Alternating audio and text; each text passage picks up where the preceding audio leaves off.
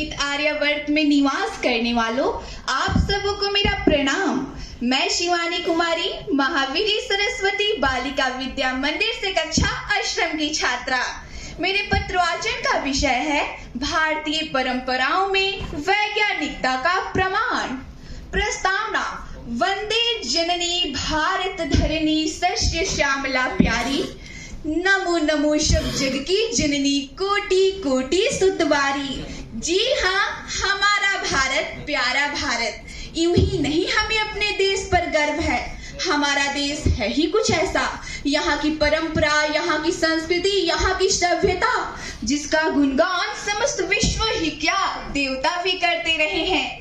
आज जब समस्त विश्व सिर्फ विज्ञान के क्षेत्र में आगे बढ़ रहा है, ऐसे समय में हमारा देश अपनी परंपराओं और संस्कृति को समायोजित करके विज्ञान के साथ आगे बढ़ रहा है, जिसका जीता जागता उदाहरण चांद के सतह पर हमारा तिरंगा है।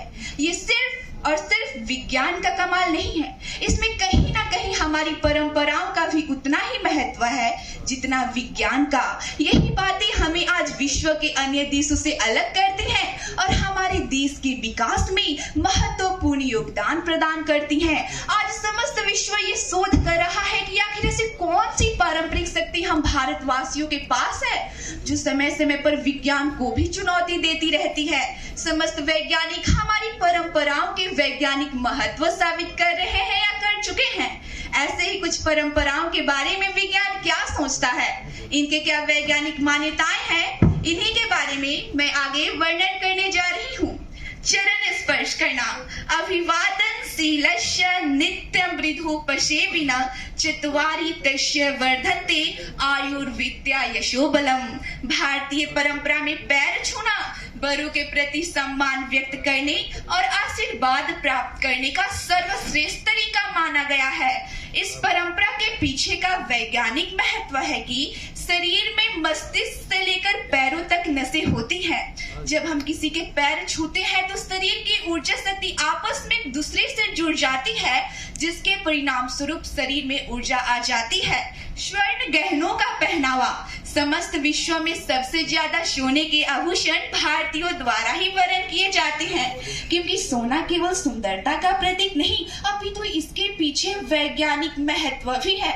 सोना हमारे शरीर के तापमान को नियंत्रित कर रोग प्रतिरोधक क्षमता को बढ़ाते हैं।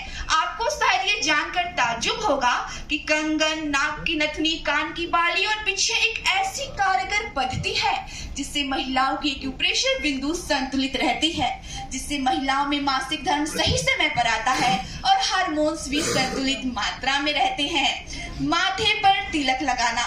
सामान्यतः हम सभी जन माथे पर तिलक लगाते हैं, यह शुभ एवं सुंदरता का प्रतीक माना जाता है। इस परंपरा के पीछे का वैज्ञानिक महत्व है कि जब हम माथे पर टीका लगा रहे होते हैं तब हम स्वाभाविक रूप से अजनक चक्र को दबाते हैं, तब चेहरे के त्वचा को रक्त पहुंचाने वाली मांसपेशियां सक्रिय हो जाती हैं, जिससे हमारे चेहरे की कोशिकाओं तक अच्छी तरह रक्त पहुंचता है। सूर्य को अर्घ्य देना। आदित्यस्य नमस्कारान् ये कुर्वन्तु दिने दिने आयुर्विद्या बलं प्रियं तेजस्तेषां च जायते। हमारी भारतीय संस्कृति में सुबह की शुरुआत सूर्य को अर्घ्य देने के साथ होती है। स्कंद पुराण में लिखा गया है कि सूर्य को अर्घ्य दिए बिना भोजन करना पाप करने के समान होता है। इस परंपरा के पीछे का वैज्ञानिक महत्व है कि जब हम सूर्य देव को जल दे रहे होते हैं तब हम जल की धाराओं में से सूर्य की ओर देखते हैं, जिससे निकलने वाली 7 तरह की किरणें हमारी आंखों पर पड़ती है, जिससे हमारी आंखों की रोशनी अच्छी होती है और विटामिन डी की भरपूर मात्रा हमारे शरीर को मिलती है। नवरात्रि के समय उपवास रखना। नवरात्रि मतलब नवशिवरात्रि। ये वर्ष में 2 बार आते हैं, एक गर्मियों से पहले, दूसरी सर्दी शुरू होने से पहले। यदि आप गौर करें तो ये मौसम के बदलाव के समय आती है। जैसे ही बाहर का मौसम बदलता है हमारे अंदर भी कुछ परिवर्तन आती है, फलस्वरूप हमारे शरीर की रोग प्रतिरोधक क्षमता सबसे कम होती है। ऐसे में उपवास स्वास्थ्य के लिए लाभकारी होता है। इस तरीके से हम प्रत्येक 6 माह पर अपने शरीर का शुद्धिकरण कर सकते हैं। अजी, आयुर्वेद हो या आधुनिक विज्ञान, दोनों ने ही हम दोनों ने ही उपवास के महत्व को समझा है और हमारे ऋषि मुनियों ने भी इन 9 रातों को साधना के लिए उत्कृष्ट माना है। कुल मिलाकर नवरात्रि शारीरिक और आध्यात्मिक रूप से विकास करने के सर्वश्रेष्ठ माध्यम है।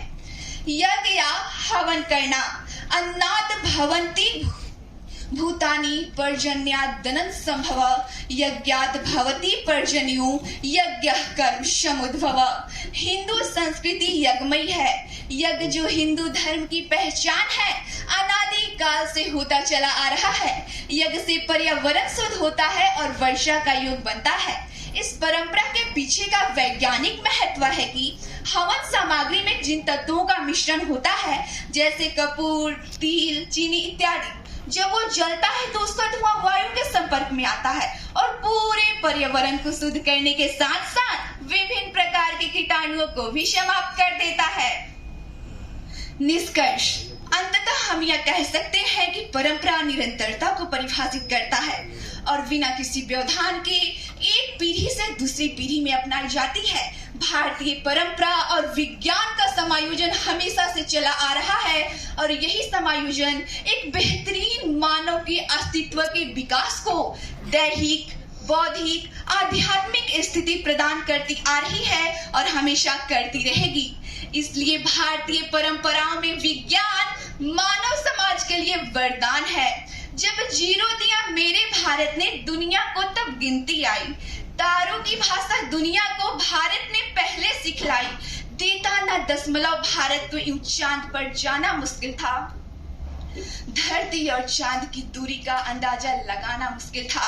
सभ्यता जहां पहले जन्मी है, जहां पे कला, अपना भारत वो भारत है जिसके पीछे संसार चला। जय हिंद, धन्यवाद।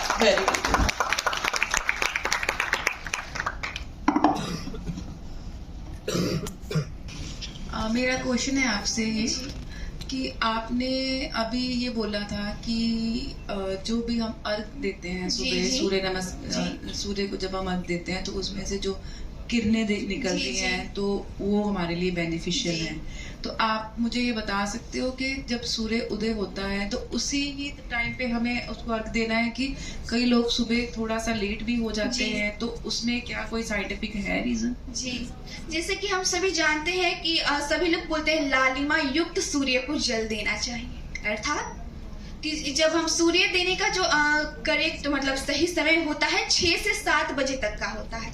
पर जो लोग 6 से 7 बजे तक में सूर्य को अर्घ्य देते हैं तो उनको लाभ मिलता है, किंतु जो लोग 7 बजे के बाद देते हैं तो कुछ लाभ मिलता है, कुछ। लेकिन हमारी ये रहती है कि हाँ, हमारे धर्म में है सूर्य को अर्घ्य देना, तो हम सूर्य को देते हैं। 6 से 7 बजे के बीच में देने से हमें ज्यादा बेनिफिट्स हैं। 7 से 8 बजे में क्या बेनिफिट्स नहीं होंगे हमें, क्या उसमें डिफरेंस?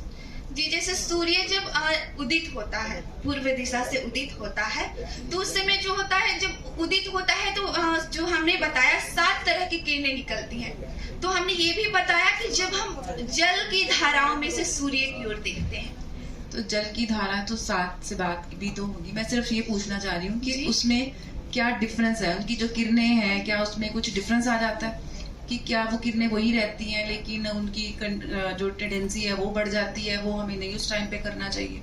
जी, जैसे कि हम सभी जन जानते हैं कि जब सूर्य उदित होता है और जब डूबता है, अस्त होता है, तो उस समय वो लाल दिखाई देता है।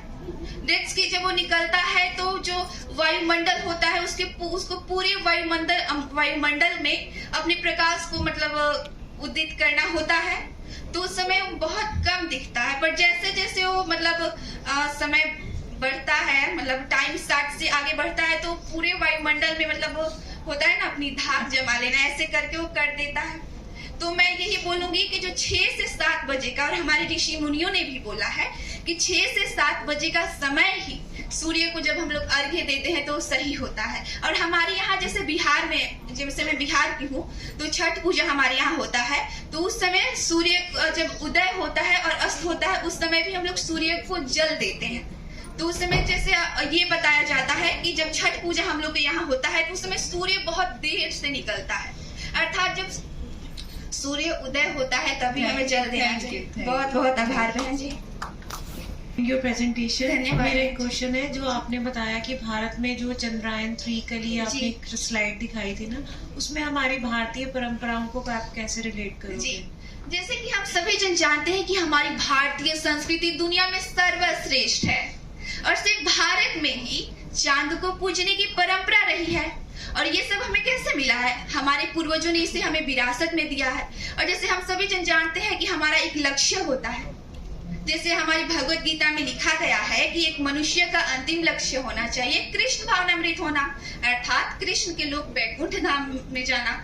तो वैसे ही जो हमारे आराध्य होते हैं उन तक पहुंचना हमारा लक्ष्य होता है। वैसे ही चांद चंद्रमा हमारी आराध्य हैं, तो उन तक पहुंचना हमारा लक्ष्य होगा। और साथ ही अभी हमारे यशस्वी प्रधानमंत्री श्री नरेंद्र मोदी जी ने जहाँ पे वो